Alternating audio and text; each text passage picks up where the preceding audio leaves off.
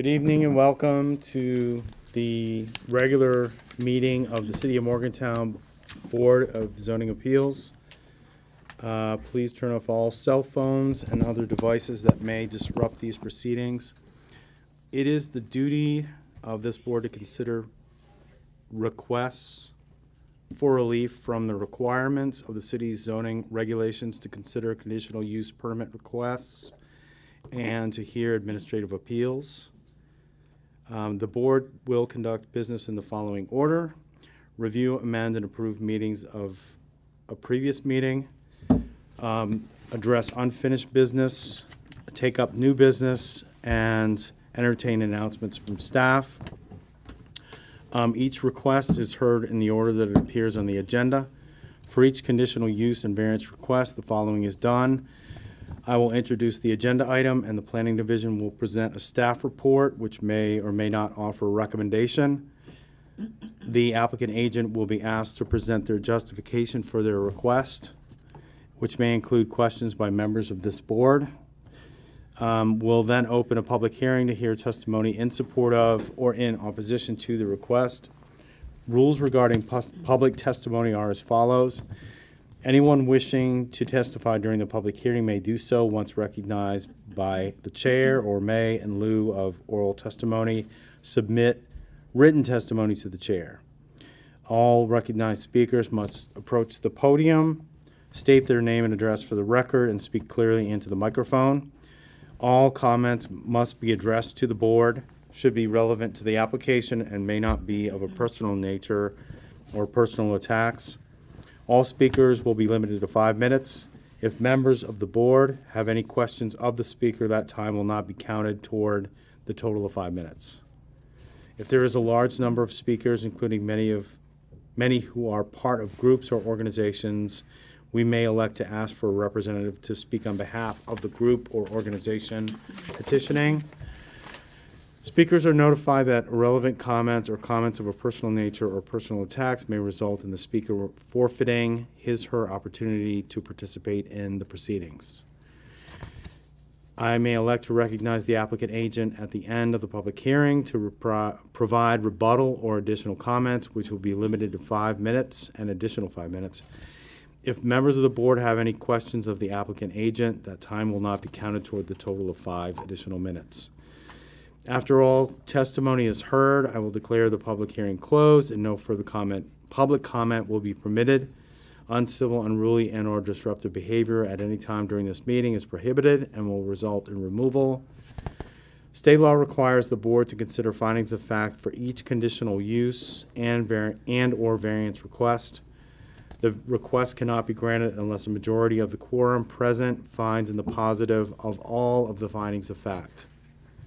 The board may elect to continue the hearing to another date if it needs additional information.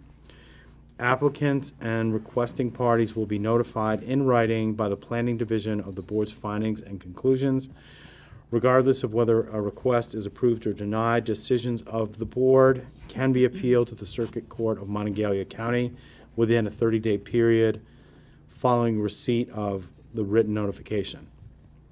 Any work done relating to decisions rendered by this board during this 30-day period is at the sole financial risk of the applicant. Thank you for your consideration and respect for these proceedings and the opinions of all meeting participants. So, let's do roll call. Ms. Cook? Here. Mr. Schomburger? Here. Mr. Billy?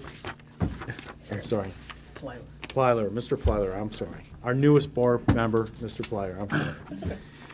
Okay, so and Mr. Benison's present. We have a quorum. We don't have minutes to give consideration to. That's fine, just for the record. Yep. And any minutes outstanding will be reviewed during subsequent meetings. So, first agenda item this evening. All right.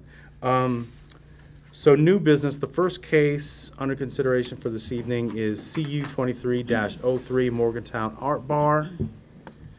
at 268 High Street, request by Morgantown Art Bar for conditional use permit approval for a restaurant, private club, as required by Article 1331 of the city's Planning and Zoning Code, City Tax District 11, Tax Map 26A, Parcel 131, in the B4 General Business District. Great, thank you. Good evening. My name is Rodney Bonner. I'm staff planner, and I'll provide a quick overview. The staff recommendation, more thorough staff recommendation, is provided in the meeting packet. There are a couple extra packets up here if you need.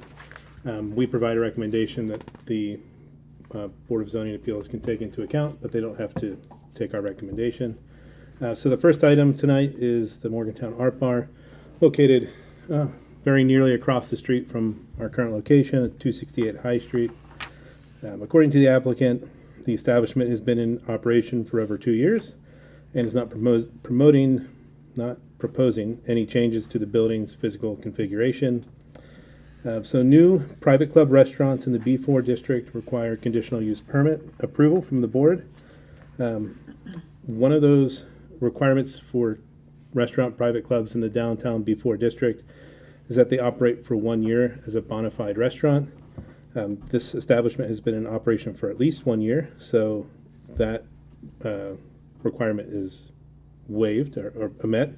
So, based on the operational characteristics, staff recommends that the Board of Zoning Appeals approve the conditional use permit with 3 conditions. Briefly, those conditions are that, of course, the petitioner must adhere to all supplemental regulations outlined in the Planning and Zoning Code, specifically Article 1331-06, paragraph 27, which outlines considerations including hours of operation, that the sales of food must be the primary purpose or constitute the majority of sales, and there are considerations around, most of the considerations are around existing non-conforming private clubs, but as long as all of those are followed, they would meet that condition. Secondly, that any signage, new or changed signage is applies for and is approved through the building permit process, and that the restaurant private club use is limited to the current interior design and areas of operation within the building, and that any future expansion or substantial deviations from the operations existing layout would require approval from the Board of Zoning Appeals. So the Board of Zoning Appeals will review the petitioner's findings of fact and determine whether the proposal meets the standards of criteria for a conditional use permit. And I just add briefly that the number of similar uses in the area doesn't constitute a reason to deny. Every application should be considered on its own merits. Mm-hmm. That said, you can consider the district as a whole and how this conditional use may change or alter that district and its usability, livability, and value. Mm-hmm. Sorry, the computer keeps freezing out. That concludes the staff report. Before we have the applicant present, with respect to Article 1331.06, paragraph 27, is the food, non-food percentages with respect to the restaurant private club, is that still 60-40? I believe so. I can confirm.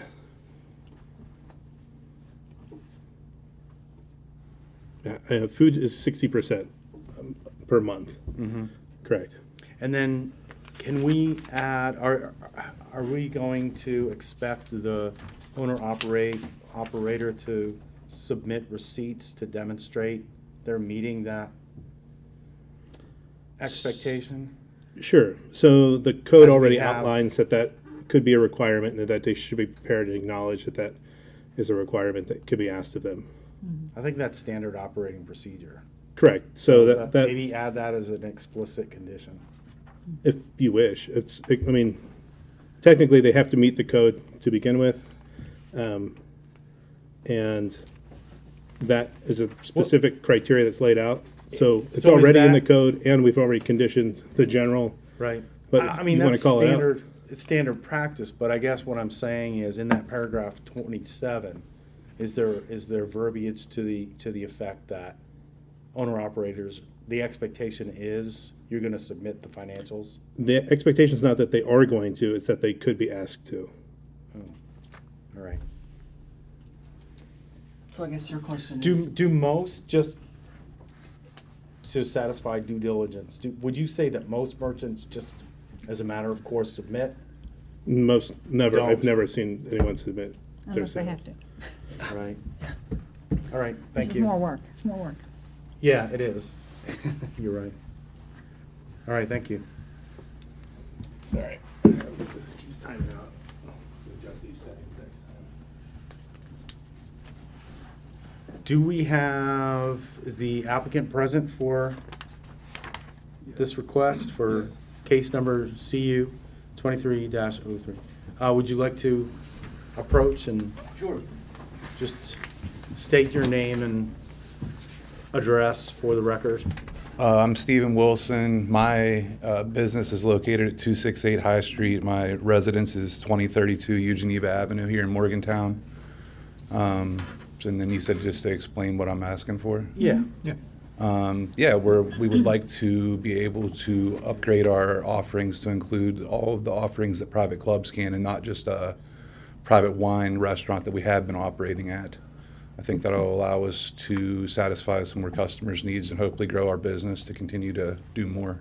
So that's the quick and easy way to say it. What would you say your average food sales are per month? Dollar amount? Roughly, yeah.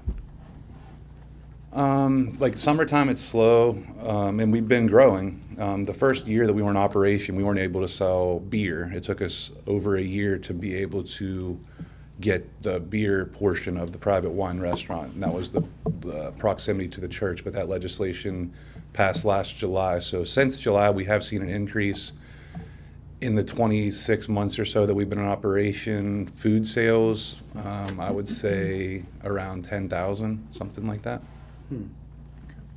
And then additional sales, a couple thousand. So we usually end up between $10,000 and $12,000 a month, and I would say 8 to 10 would be food, and I think we do a lot of caterings, and that doesn't include alcohol, so the food's pretty significant. when you say grow, and particularly specifically in this proposed use application, how are you measuring that? Is that more customers to bring in more money, or is that more revenue per customer? I think both. Anytime I see increase in sales per month, I consider that growth.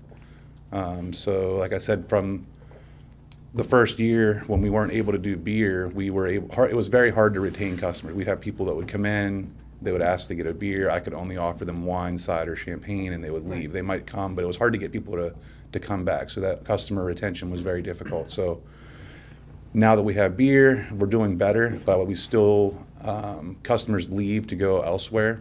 And I think the competition that we're up against with a lot of the other places that do similar menu, they're able to offer the whole gambit of offerings, and I think that would help us garner new customers and retain existing ones. So by having more customers, does that conceivably mean more traffic into your establishment, more people?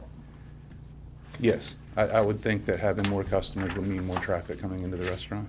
And then that would also mean that there's more people outside the establishment coming and going. I think so, yeah. Okay.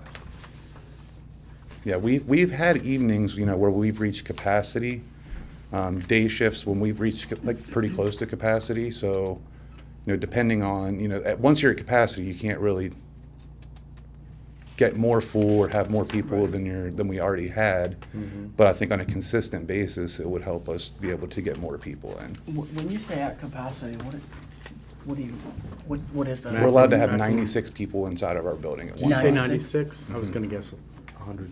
Yeah, Is that 96 customers? Does that include staff as well? I believe it does include staff. We're allowed to have 96 bodies inside the restaurant, I believe. So this projected number of clients per day is 200. You're counting on, if you're at max capacity of 96, does that account for like an overturn of, Absolutely. like one overturn or whatever? Oh, well, if we're allowed to do this, I think we'll see enough business increase that we could potentially expand our hours. Right now, we operate 5 to close, Tuesday through Saturday during the school year. Summertimes, those are a little bit amended. And then we also do brunch on Saturday and Sunday. I'd like to be able to start opening up for lunches and things like that. So I think the supplemental increase we'd see in sales could help us do that. So I think, yes, we would have more than one overturn. I think we would have, Maybe 4 or 5. yeah. I mean, we would have 2 or 3 shifts as opposed to like one evening shift at this So point. this application claims 200 projected clients, but what you're saying is it's, As an average, maybe. Right. Like From right day to now, day to day. we may have 10 or 15 on a Wednesday, get a little bit more on the weekends. But if we were able to open up during the day, I think that would, we could have 20 or 30 people that come at, lunchtime, 20 or 30 at dinner time, maybe a couple after that, so. Because if you're yeah, I'm sorry, go No, ahead. the average would also be the variable would be like Saturday and Sunday when we do brunch, and we might have 100 people for brunch, and then Right. that might turn itself over, so you have 200 during brunch, plus an evening shift, so that one outlier could be 300-400 people. right, Which would bring the 50 during the week up to 100 or more. right. But you would need to plan for the outlier, correct? Yes. And then for weekdays, you're thinking if you added lunch, the lunch, brunch, and then 5 to close, 5 to 10 meaning? So there are Approximately. probably at most 3 cycles during the evening and then another for brunch, lunch Correct. for weekdays. Yeah, I think table-wise, we can seat like 60 or 65 people, something like that. Then we have the bar that seats like 10. We can make extra table space available, but like when we lay our floor layout, it's around 65. So if we turned every table over in the restaurant 2 or 3 times, it would be 150, 200 people per shift. Okay. And then in terms of like pedestrian traffic, because of the nature of your operation, it's not as if people are going to be, orbiting. They're going to be moving in, moving out. I So mean, even I if see you more people increase- standing on the sidewalk that don't come into my restaurant than customers lingering outside. You have the people that'll walk outside to, talk to somebody or take a phone call or whatever, but Call a friend, hey, we're down at our park, come on, just and join us. But no, we don't tend to have a lot of people. Sometimes when we have a bigger event, we do have a line, but we adhere to where they have to keep a 3-foot space for people to be able to walk. And those are few and far between when we You have mentioned those. that in the packet that you have someone Yeah. policing that, so to speak. Right. Just another clarifying question, that $10,000 figure you gave per month for like food sales, that you also have like people come into the restaurant that, set up in your kitchen, correct? Yeah. Does that include that? Probably not, no. No, we do allow commissary rental at our location, but their sales that they actually conduct inside, it's very rare. We might do one a month, that would be a couple hundred. Most of the sales that we do, I think the first year we were in operation, 80% of our business came during brunches, and that's a lot of food sales. So evening time, Taco Tuesday, we sell a lot of tacos. But like we also had a really good holiday season doing caterings where we booked groups of 20, 40, 60, 80 people that would come and buy food. So that was a significant amount of food that we sold as well. So another question. In here it states you believe that this will increase value. And some other places you've mentioned that there will potentially be an increase. Do you have, either based on your own experience or based on other experience, do you have real numbers or Metrics metrics or projections of what that actually looks like? to do to the community. like surrounding businesses. Yeah, or your sales will increase by X, which brings in X number of tax dollars, etc. I don't. I mean, I know I can use for an example like Buddy's Budco and Starport Arcade. When they both opened, we definitely saw significant more foot traffic coming Right. there. Prior to those businesses opening and us opening, that's 3 businesses that were not on that block in operation. So I think anytime, it just seems like if you have businesses open around you, you're going to bring more people. And I think that the events that we're doing are very family friendly. I think that we bring I would definitely say it's a positive addition to the neighborhood there. But you don't know concretely or have a concrete projection of what this change could mean for your business, Morgantown tax dollars, etc. No, I mean, in my mind, I've made some projections, but until it's done, it's really hard to predict. You know, I have really high hopes that it'll. I don't take a pay right now. I had a day job until October, and that's not a thing anymore. So, really hoping that in the next few months I'll be able to actually take a pay from it, Right. and that would be significant too if that could happen. So, but like concrete numbers to that, I don't even know how I would generate that. Looking at other examples of places Yeah. that may have upgraded like I'm hoping to. But Okay.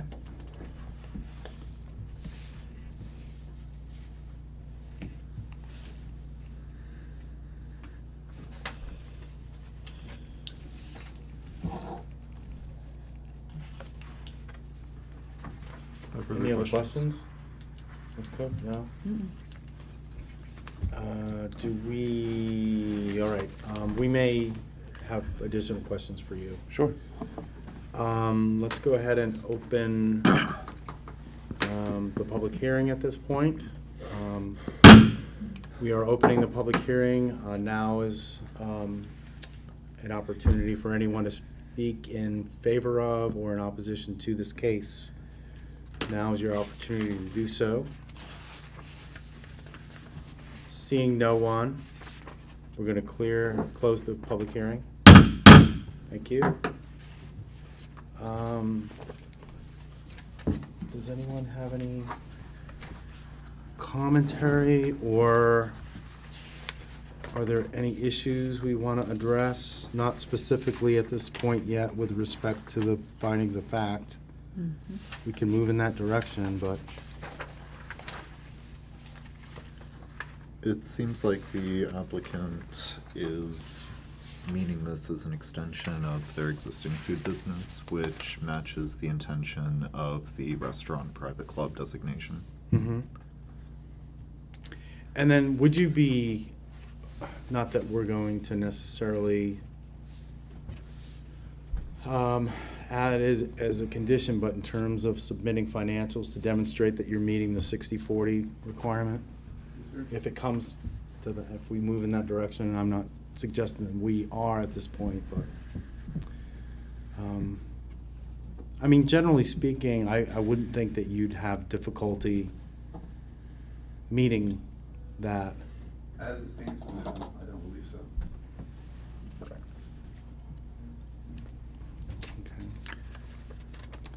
Does anyone have any, well, do we want to take up consideration of findings of fact? It seems, I mean, it's fairly straightforward. It's not really with regard to the building infrastructure. He's not proposing a change. There's no, right? You're not altering the space, you're not modifying the space, not even with respect to the kitchen. I mean, I can speak from personal experience being downtown. I've walked past there when they've had the events with the lines out the door, and people Right. are, you know, they do a good job of keeping the sidewalk Yeah, I've clear. seen that myself. So, and it's generally not an establishment where people get rowdy. Right. And then with respect to weeknight evenings, you're not changing your hours. You're gonna maintain the We'll still 5 to close. between 10 and midnight probably. Oh, okay. You're really just looking to add brunch, lunch window. Okay. Like Tuesdays, we've stayed open till midnight for the past 16 weeks or something like that, maybe longer. Right. For our Taco Tuesday night. So that'll stay the same. Wednesdays, we usually close at 9:30, 10 o'clock. Right. Thursdays, 10, 10:30, something like that.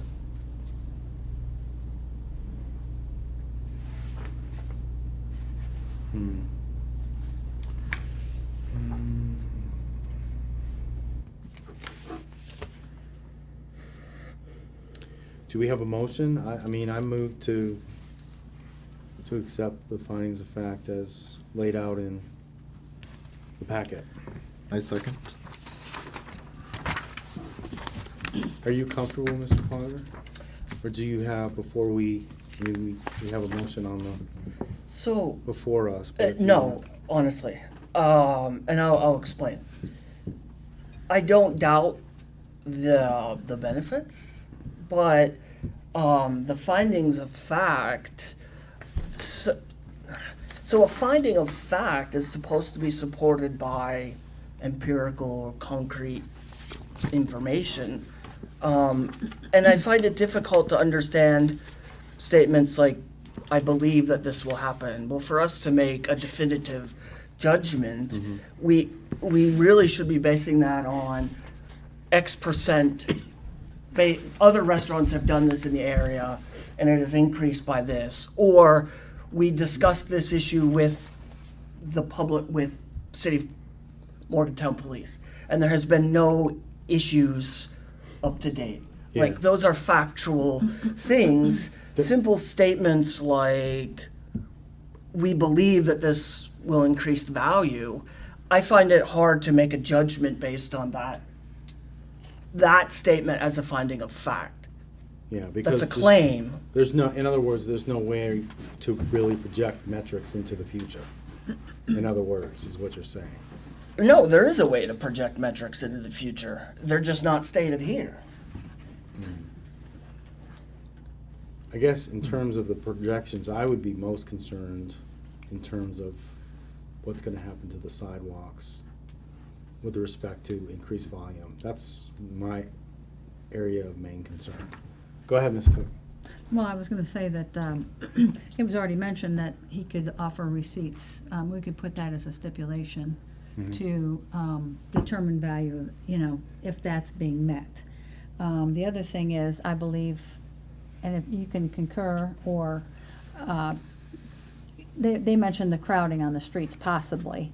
And don't the police already monitor that? So that's not, really doesn't have to be a consideration of ours, is that correct?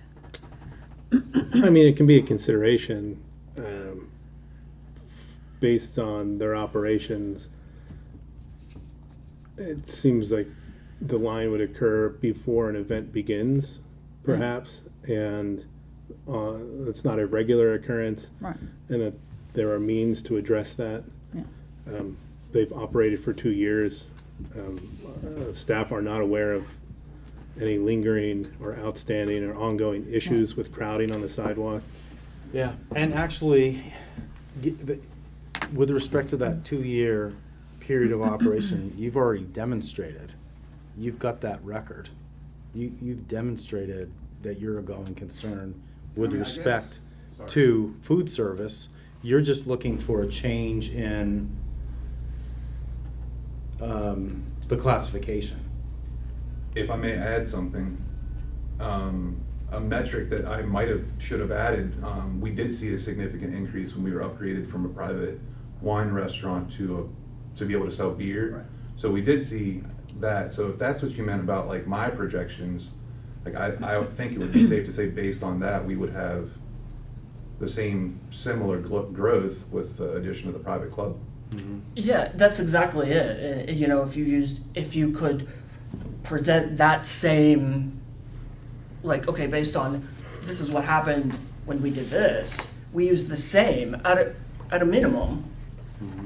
It would mean 45 more people an hour, 5 people, whatever, and that kind of evidence gives us something concrete to base an assessment on rather than an opinion. I don't see, you're going from whatever your current classification is with you're adding the beer. You're going from that classification to the restaurant private club, and I don't see there being a significant change in the characteristic of what you're, in terms of what you're delivering, and for food service and, you know, beverage service. Right. There isn't gonna be a significant change in the characteristic of your operation, so I guess from that standpoint, I feel comfortable.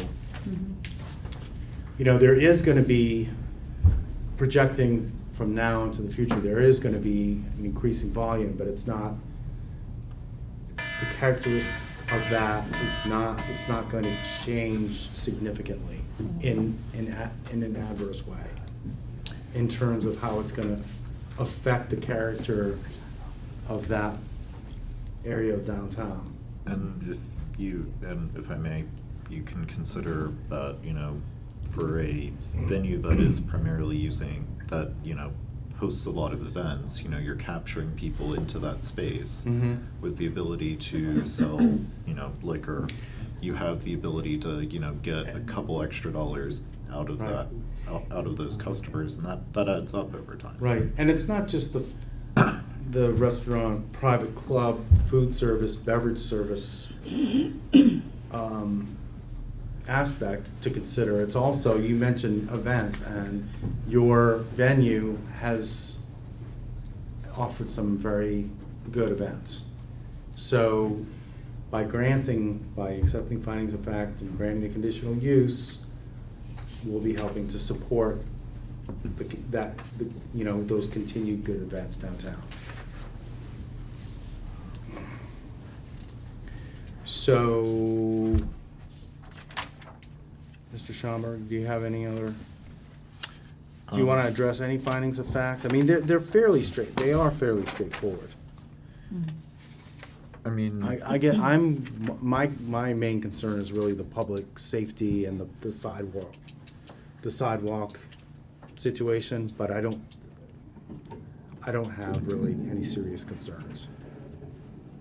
I think how you're currently operating, you're anticipating potential problems with regard to public safety and sidewalk traffic flow, and you have procedures in place to address that potential problem. no, I concur with you. The findings of fact make it clear that the fundamental operation of the business is not changing. It's not going to materially, they're not gonna, you know, Right, suddenly, you know, be, you know, selling people, you know, bottles of vodka out the back, you know. right. Probably a bad analogy, but, no, I think, I mean, as the applicant has stated, you know, again, they do the food business, they want to add this component into it, and I think that is, you know, they want to create a more complete experience for their customer. And it's not just increasing the volume. You also mentioned with the addition of the beer, it's been easier for you to retain the current customer base, apart from growing the customer base. So I think that's an important, it's not only growing, it's retaining and stabilizing. I think maybe a better word is stabilizing your customer base. So things are a little more predictable for you and the staff that you're hoping to retain going into the future. So again, we have a motion. I'm gonna state it. I move that we accept the findings of fact for this case. We You've had a already- second. You've already moved and seconded. Have we? Okay. I didn't know we were in a holding pattern, so I just wanted to make sure that we were. So again, we have a second, so let's take the vote. How do we vote on approving the findings of fact for CU 23-03? Aye. Support? Aye. No? No, You don't support? I do not. Which finding of fact do you, for the record? the first one, that it does not include those are claims, but there's no factual information so their current congestion will not be increased, but yet we're being told, so that means that you would have the status quo, what is right now, so 96, or 200, but yet really it's potentially more than that. We're being told, and that's not stated factually in here. So I don't think the claim is necessarily backed up by factual evidence. So it's, what I believe it should really state is that it is unclear the impact of congestion based on the information provided. Because we don't have metrics We that don't. speak to projections into the Correct. future. Correct. That's just my perspective. That's what I believe it should say. Can we reword it? Sure. Well, I say reword it. for- Do you want to Well, propose? His rewording is saying that the proposal doesn't meet. Yeah. yeah, So- I mean, I would interject and say that you've taken the vote. I mean, I understand you want to do it for the record, but Oh, you kind of already had your discussion and Yeah, then we voted. did. So it's a, Right. I would encourage you You're to, speaking to extend, we had the public comment, and then we took the vote, and then we weighed in. okay, so wait a minute, he voted yes. yes, I So voted we majority have a wins, majority to accept. Right. the Okay, movement passes. okay, So, but you can't, No. that's what I wanted to find out. I so wasn't sure I heard how. we have approved, we have accepted the findings of fact, Correct. as they relate to, I just want to make sure, conditional use 23-03 for Morgantown Art Bar. Do you want to make any additional? Or that's it? I don't think we can change them now, though, but, No, we can't change I the mean, vote. we're a pretty informal group, so if you really want to change it, but I would say for the sake of time, just keep the going. majority has approved them. Yeah. It's not going to Right, drastically, the outcome. substantially, materially change the outcome. So for the sake of time, right. I would encourage you Okay, to so move we're along. I gonna wanna make a move. motion. Okay, go ahead, Ms. I Cook. will move. I will move that we grant the variance with the 3 staff recommended. Conditions. Conditions, Mhm. and Do we I want would to like- add that? Oh, sorry. I would like to add, I don't think this is in there, that, this granting of the variance does not convey to the next, owner operator, that's all. Right. It's granted only to Only the for current This person, owner this operator. business, right. Can we put that in? I think that's an You important can put it, I mean, condition it's reasonable. to add. It, I mean, if the building sold and the operation substantially changed, it would be out of conformance with the conditions to begin with. I They'd would, have to I would reapply. remind the board that these types of conditional uses require substantial capital investment. So the fact that he's, the owner, the petitioner, is uncertain of whether they could pass it down to their heirs, to a different LLC even, or to sell after making an investment is a consequence of that condition. But if you feel it's resolving an issue that addresses the approval criteria and considerations, then go for it. I think it's an important condition to add, especially in cases where the owner-operator isn't actually the owner. It's leased space. You know what I mean? Because that, Well, your condition should clarify whether it's the petitioner or the building owner. I would say, generally, historically, they've said the petitioner. going Yes, with the petitioner, it There runs you with go. the petitioner. Yeah. Sure.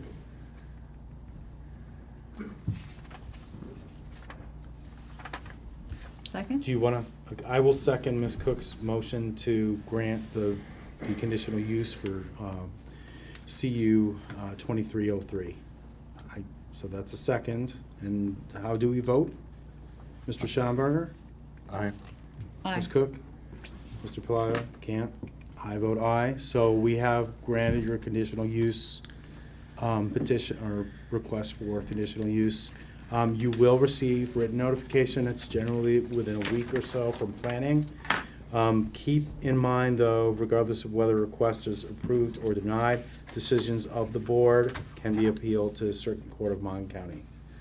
And there's that 30-day window during which any work you undertake is at your sole financial risk. So, well, thank you very much, and good luck with your endeavor. And thank you for presenting tonight. All right, we're going to move on to our remaining case. This one is CU, conditional use 23-04, River Birch Cafe, 48 Donley Street. Request by River Birch Cafe for conditional use permit approval for a restaurant, private club as required by Article 1331 of the city's Planning and Zoning Code, City Tax District 09, Tax Map 28, Parcel 17 in the B4 General Business District. I'll jump into my staff report. This will be very similar to the last case, the same zone, same situation triggering this requirement, and an establishment that has operated for at least a year already. Just a reminder that the reason we had to move the meeting up was because of a conflict with City Council this evening because of the holidays, so they will begin at 7. So we should plan on being done by 6:45 at the latest. Yes, yes, sir. I don't want to hinder your discussion. We can always bump it, but perhaps, just to keep that in mind. Right. Yes, sir. On those notes, my staff report will be very quick. Again, as I said, this is a rooftop bar and somewhat associated with the River Birch Cafe in an 8-story mixed-use building in the Wharf District near the waterfront on the Monongalia River. Very similar to the previous case, this is an establishment that has been in operation. They were granted, they were operating under a tavern license previously. Recently, apparently there was some type of mix-up, if you will, with the WVA BCA, and they did approve a license for a private club, and then retroactively recognized that the local sign-off hadn't occurred. Every license requires a local municipality sign-off. That didn't happen, so this is somewhat retroactive. I would note that the current license appears to expire at the end of this month. So For the tavern. for a private club. So they Oh, bumped private up club. Okay, I'm around sorry. middle of May to private club from tavern. So they have been serving liquor on the rooftop, which I wasn't aware of, but was made aware of. But I reached out to the WVABC to get some more context and haven't been given a clear answer. The applicant, has expressed that there was no intention to shortcut the process, and I would admit that most restaurant owners don't realize that, especially in downtown, that there is this requirement. So it's an understandable overstep or, Oversight. oversight. Thank you. And they are going through this with all intents of meeting the requirements of a restaurant private club and getting that license and correcting the error that Right. I don't believe is a fault of their own. But like I said, I haven't gotten any clear response on how this happened from the state. So that said, again, we recommend approval. I pulled a couple of pictures from the petitioner's website, and then they also included some more over the holidays. So I wasn't able to include these particular last two in your staff report, but they were provided by the applicant, showing just the general layout. The license for liquor is specific to the rooftop area and would not go downstairs, but that is one business, so I would note that from my understanding. Again, staff, based on the general good, being a good neighbor, the attractiveness, and no reason to believe that this is a detriment to the zone or neighborhood, recommend approval with the conditions related to, essentially a reminder that they have to comply with the supplemental regulations, which include finances and reporting on finances and providing those already. A note about signage, and that the private club is limited to the existing space, and that any substantial expansions or deviations from current layout operations or experience require the approval of the Board of Zoning Appeals. And that concludes the staff report. So, Thank you very much. So to be clear, we are to consider the cafe downstairs as part of the whole restaurant, bona fide restaurant. I would say that it has operated as one bona fide restaurant, and now they're somewhat operationally splitting them apart. So And are they, is it, somewhat of gray. are the spaces, is it a separate lease? Not to put too fine a point on it, but, I'll have to defer to the petitioner on that one. okay. Yeah. Thank you. Do we have a representative speaking to this case, CU 23-04? Yeah, Please. I was the one that filed the applicant. This is my partner. Oh, could you come up to? Yeah, please come forward and just please state your name and My your name's address. Kevin Salisbury, and I was the person who filed the application. And your address, either home or... 360 Frontier Street, here in Morgantown. Thank you very much. So, would you like to speak to your proposal? Yeah, basically, we started this business back in, I think it was like 2000, maybe late 18, early 19. Cafe down on the trail. At the time, the building, Marina Towers it's called, was packed full of, like 3 floors of WVU, a couple floors of attorneys and an insurance company, and they call them executive suites, a mix of office employees. And we had the cafe concept, Trailside, thought it'd be a hit.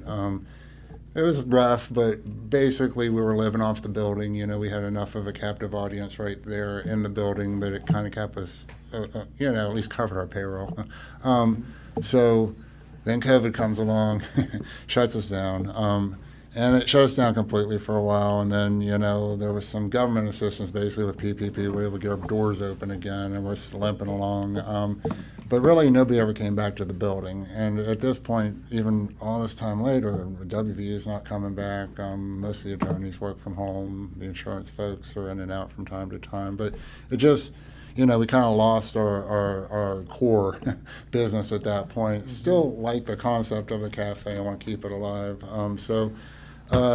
21, and by 21 springtime, we come up with this concept of, hey, well, if we move up on the roof and put out some picnic tables, people can space out and have a glass of wine. And at the time, we went that route with it and kind of keep the thing afloat, until everybody came back. I mean, again, they still haven't. But anyway, hoping they would. And that went well for us, and it definitely helped to keep the thing afloat. During our season, it's a very seasonal bar, so we're still, only 5.5 months, and if weather permits. So had a decent late 2021 because we didn't get it open until midsummer. I think right after the 4th of July, actually missing that weekend, and most of the events down the theater that year. Last summer we were all geared to go. We had some actual building issues that prevented it from being open for two and a half of our solid summer months. So this year we were hopeful. When we got it back open, it was really popular for the fall. We thought, if we had the ability to offer, libations in the evening, I think it would really bring out a crowd.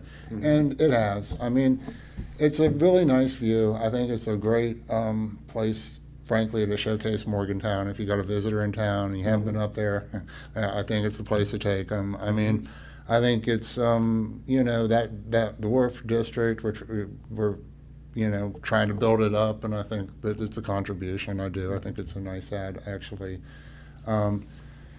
Again, if you haven't been up, you should try it because it's the kid that's running it, he was busy tonight, he couldn't come, but he creates a very nice feel up there. You kind of feel like you're at the beach or on vacation or something when you're up there. It's 9 stories high, so I don't think we're bothering anybody. It's not like they have blaring music. It is kind of, again, a beachy feel, quiet, crowd.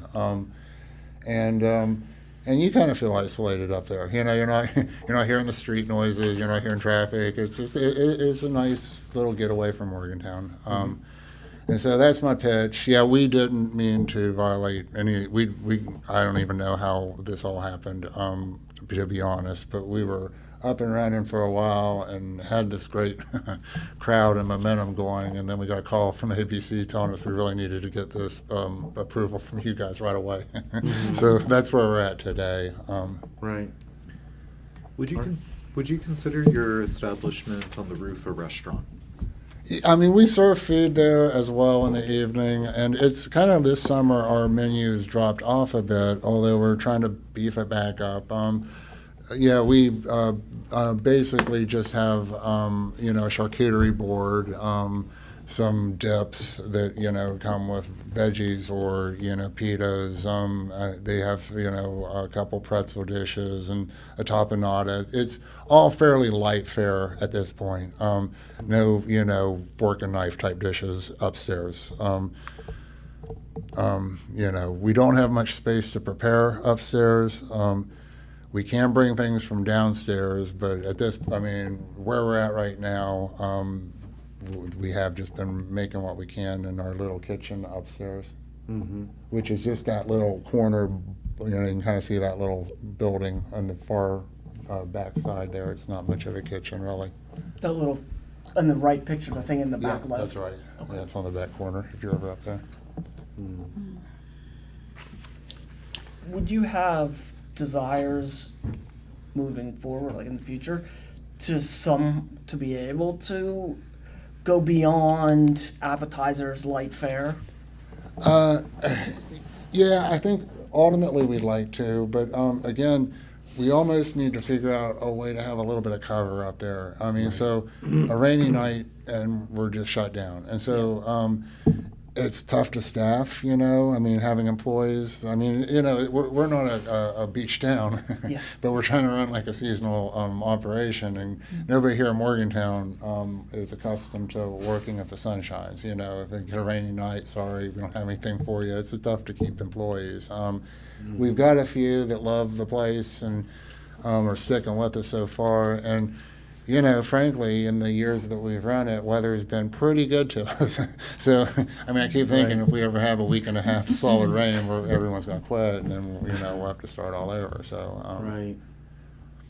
But all that being said, yes, if we would like to, it's somewhat of a risk, to try to. Yeah. And if it's going to continue as primarily seasonal, then the next maybe decision point is deciding how much to invest in terms of food service upgrades and still, you know what I mean? It's Yeah. seasonal. How much are we going to put into upgrading our food service capacity? Yeah. And again, the spoilage risk, when you have Yeah, maybe 'cause- closed for a week, no problem with beer and wine and alcohol, but, if you've got any type of produce or meats, you're so big risk Right. there. What would you say your sales for the downstairs cafe would be, and what do they average out per month? I'm thinking probably around 14 grand, something like that. And your alcohol sales for the upstairs bar? Well, I don't know if we've got a full month's worth of alcohol sales to, Like last year as a Because we're going to make. as an example. well, last year when we only had the wine and beer, it was pretty, I would say it was probably like $3,000 or $4,000 a month. And again, that's only during those couple of months. So we never sold beer and wine. We don't sell beer and wine downstairs. It's always had that sort of split concept that the upstairs was kind of a bar and the downstairs was a cafe. We don't serve anything downstairs, only upstairs.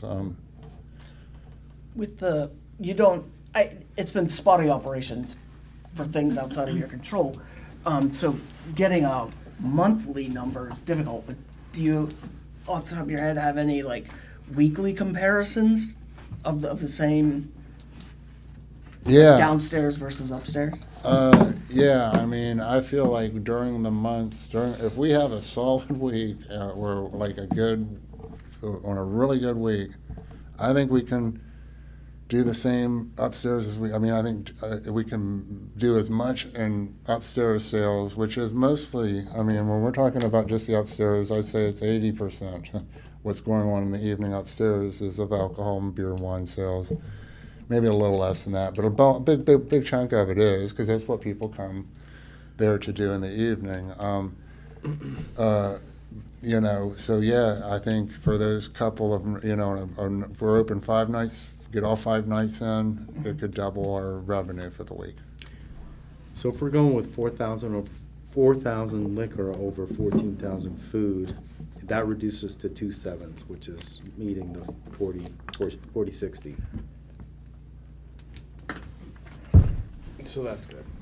Well, I guess that actually is kind of a gray area, but for our consideration, we're merely focusing on what happens upstairs, correct? And Yeah, what it is, happens right. downstairs is It's separate. it is of no consequence. Okay. So Well, it's not no consequence because what's going on downstairs is affecting what's going on upstairs. but from a sales But in terms of perspective, the in terms sales, of it's separate. food Yeah. versus Yep. wine or alcohol, do you have any sense of the split for upstairs? I mean, again, I think when we're looking at just the upstairs sales, it is probably moving toward a majority on the wine and beer and alcohol sales. So the split is 60-40. Like Wow, 60 so, food, yeah. 40 alcohol. And Well- what you're saying is that it's I'm wondering if we can maintain it. I mean, it'd be difficult with that offering that you're looking at there. It brings people out to have a drink. Yeah. They might want to have a charcuterie board with it, but, that isn't where you go to have your fork and knife meal for the night. That's just sort of a stop by before you go down to table 9 it's harder maybe to one of put the other restaurants. Yeah, Yeah. and because of the spoilage issue you cited, it's harder to put together the higher end It know, is. and dishes It is, and that are going to again, fetch. the tiny kitchen space that we have to deal with up there too makes it difficult. Right. So meeting that 40/60 is harder with respect to the. Yeah, I will say, The again, back to rooftop. the original question, I think, was about our lease. We are, it's a single business, and they do have one lease with the owner of the building. Oh, it's a single lease. It is, but, Okay. I mean, and again, I don't know, I feel like, from our perspective, this is to support the restaurant that we've been trying to run for the last 4 years, basically trying to salvage the darn thing. Right. So I know what you're saying. I get what you got to consider what you got to consider, and I do respect and appreciate that. So, but at the same time, from my perspective, I'm No. like, it is a restaurant. I assure you, it's trying to serve some alcohol on the roof in the evening, And and, he- I think it's and- good for everybody. I really do. So, I mean, that's about all the pitch I can offer on. And it's hard to project, but in all fairness to what we're trying to consider, the rationale for this petition is, it says right in the meeting packet, the petitioner seeks this conditional use in order to expand the menu offerings, not to expand the beverage side of things. True, and again, I think you will see an expanding menu offering over time, for sure. I think what we really need to do is try to work out of our, and we've done it in the past, work out of our cafe as far as what we're talking about. Something that we can offer, that we can build from our existing so that we don't have the spoilage and losses. Yeah, in the interest of trying to So just observe time. So maybe for this case, it is more appropriate to insist on the condition, you submit your financials to see how closely you're meeting that 40/60. But it is, but thank you for noting that it's a single lease. It Even is, though your ground level and the 8th story, thank you for mentioning or specifying that it's a combined lease. Okay. Because that's kind of an important consideration. Can I add something? Please To approach supplement and if you comment. state your name. Yeah, and then- I'm Phil Weiser, and I'm Kevin's Okay. partner in Riverbird. Okay, same address? Yeah, Or do you have a separate and, address? Okay, I actually have the majority ownership of the building. okay. So it is one lease, Mhm. and we just chose not to serve the alcohol downstairs. Right, So this is really a strange situation that it's like having two different rooms mm-hmm, in a contiguous restaurant. And the reason we focused on the rooftop piece was the atmosphere is Right. more relaxed, and the food is actually made, for the most part, downstairs in the kitchen. And we're actually getting ready to start an expansion of the kitchen. Okay. And we'll probably move another restaurant in there, Sargasso. So, you know, the future, it's going to get even more skewed toward food. Right. All right. Thank you for Okay. stating that. All right. And it'll be easier for you to meet that 40/60 Yeah. expectation. All right. So, do we have any further discussion? Do we have We have any to do a points? public hearing. Oh, yes, we do. Thank you for keeping me on track. So, quickly, we need to open the public hearing. Any person wishing to speak in favor of or in opposition to case number 23-04, now is your opportunity to do so. Hey, Mark Downs, president of Main Street, Morgantown. Yes, sir. And your address? 429 Grand Street. All right. So, anyway, wanted to, real familiar with this because River Birch is exemplary of the kind of revitalization that Main Street's working towards. And and we're working around a set of ordinances that are in place because of a condition that happened in Sunnyside and then moved downtown, and it's real unfortunate to just listen to the dialogue. And I understand you guys are doing your job and enforcing the rules as they are, but I hope that the city, I know they are. I think Ricky's looking at changing this, but I hope that we're able to get to a place where we can consider more open conditions where bars are able to in a mature atmosphere we're able to do this more freely. But certainly support this and hope it moves forward. Thanks. Thank you. All right. So, any further discussion? We need to close the public hearing. Yes, we do. Thank you. Closing the public hearing unless there's anyone else? No. Closing it's the already public closed. hearing. Any further discussion? Yes. I have a hypothetical. So hypothetically, downtown in a B4 zone, if someone has a small restaurant on the bottom floor and they want to rent out the top for probably a less mature establishment of effectively a bar offsetting with the food sales, is that permitted? I would say it's really case by case. I would need to know more specifics.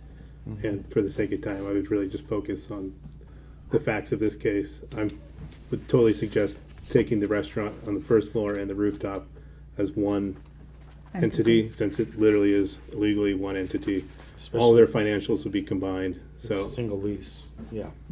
I was thinking that the two spaces were leased separately, but that's not the case. So, I move that we accept the findings of fact. I'll second. Okay. We have a motion to accept the findings of fact for case number CU 23-04. And we have a second.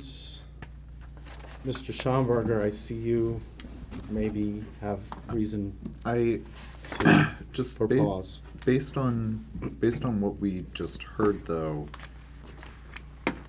are we confident that this place, as it operates, can maintain the 60-40 split for?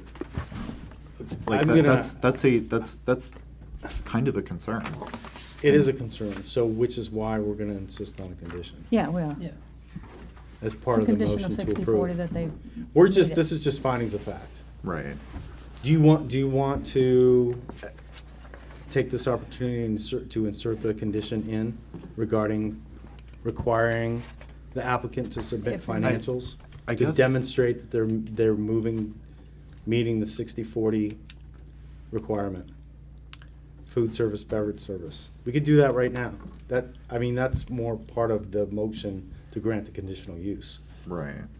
But we could do that now if you'd like. I mean, So, Do we- condition 4 on page 23 of 35 of the meeting packet, we can put that condition in right now, before we accept or not accept the findings of fact. So, that the applicant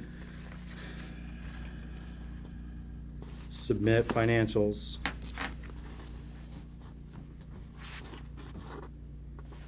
demonstrating that they're meeting the 60/40 requirement as it's cited in Article 1331.06, paragraph 27. I'm just not convinced that based on the code and my understanding of what a restaurant private club is, that this area that we are considering this license for meets that definition. That they're not going to qualify because they're not going to be able to meet Well- that requirement, and they're going to. It's more the, like, you look at the other businesses that are restaurant private club in that area. Right. You know, they all serve food contiguous with their Right. meals as an enhancement. Right. And we look at this, and the tavern license I can get on board with because it covered both portions. We're being asked to consider a license for a specific portion for a specific room, if you will, that's connected to another room. I'm not comfortable True. with that. Because they don't have the food service capacity.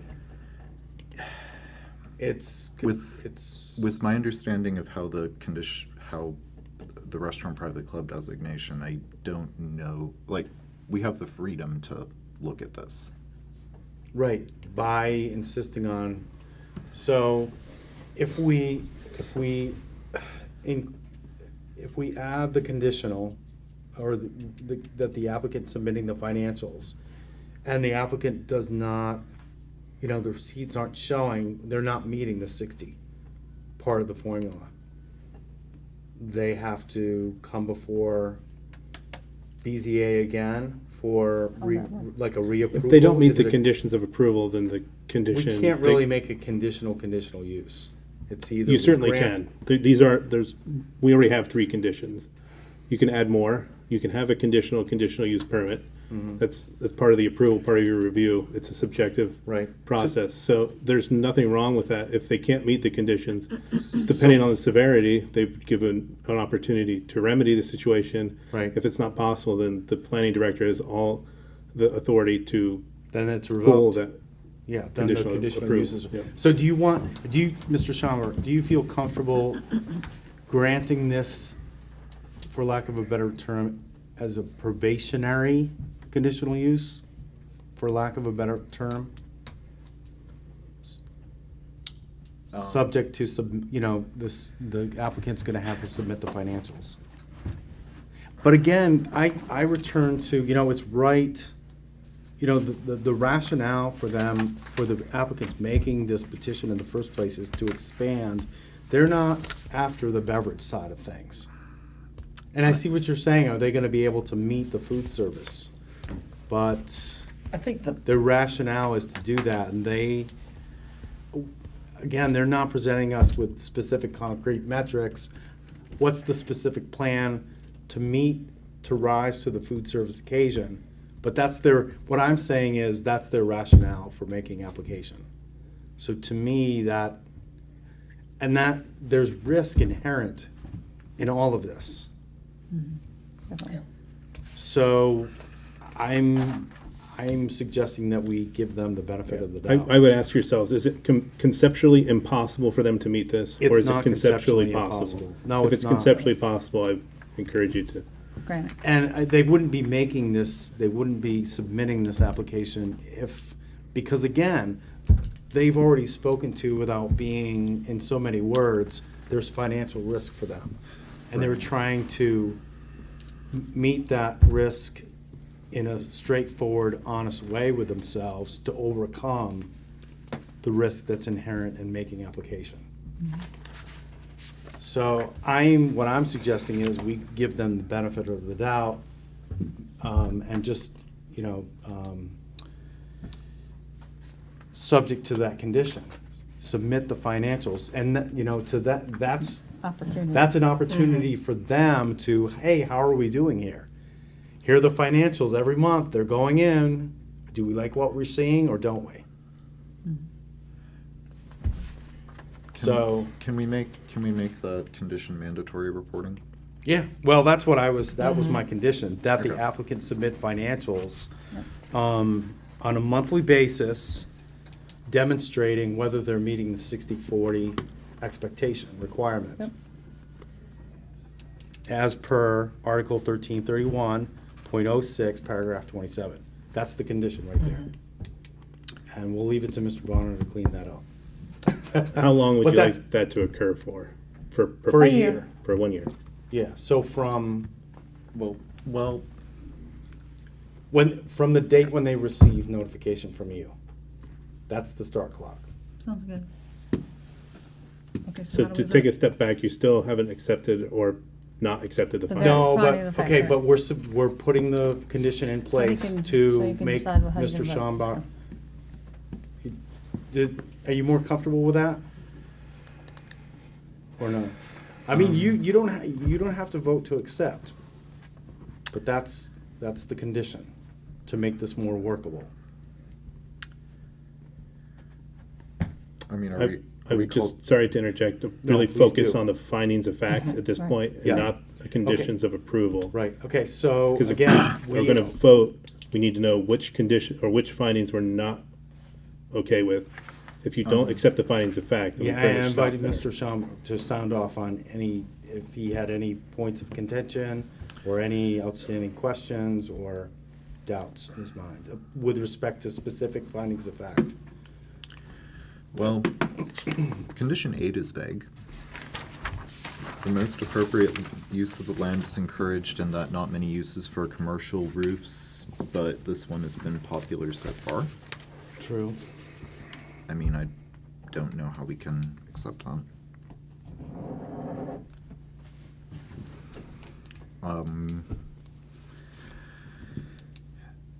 Is there, That is vague, I agree. But I guess my rejoinder to that would be what alternate use for that rooftop space can you visualize? Just to interject, we're not, the finding of fact here is the use of the land, not the use of the rooftop. I would just say, if you want to revise it, simply state that the building is already existing, it's a multi-use building, and this is in line with multiple uses For within the multiple building. commercial uses. I would be more comfortable with that. Okay. So the wording would be in line with the building's current use as a multi-use building. It currently has a mixed-use occupancy Right. designation, so this does not, This Change that. proposed Right. use does not fly in the face of that. yeah, it doesn't change it. Okay. Okay, so let's vote on whether we're accepting findings of fact. With the modification. And we have, just for the record, we've already proposed a condition that we're gonna add to the conditions proposed by planning. Right. So I vote to accept the findings of fact. Mr. Plather? No. Okay, Yes. Yes. okay, so we have a majority voting to accept the findings of fact. So we can move to a motion to grant the conditional use for CU 23-04. So I move that we grant the, we grant the variance with the 3 conditions stated in the packet, and we actually added a 4th as a group, insisting on the 60/40 rule, something of this nature, insisting on the 60/40 rule on a monthly basis for a year from the date that they sent them the letter. Yeah. Does that sound With mandatory reporting. mandatory Yes, reporting? Yep. of all Any second? relevant financials. Okay, so I'm gonna second Ms. Cook's motion to grant the variance for CU 23-04. Mr. Plyler, how do you vote? Well, you No. can't, okay. Yeah. So I'm gonna vote to approve. Ms. Cook? Yes. Mr. Schomburg? Yes. So your application for the conditional use has been granted. You will receive written notification within a week or so from planning. Keep in mind, It can be appealed to Circuit Court of Montague County, and any work that you undertake during a 30-day period beginning when you receive the written notification is at your sole financial risk. Thank you very much for coming down this evening. Good luck with your endeavor. Okay, do we have any announcements? from No staff? announcements. Okay, we have a motion to adjourn, I move we adjourn. and this meeting is so adjourned. Thank you very much. Oh, hang on. Wait.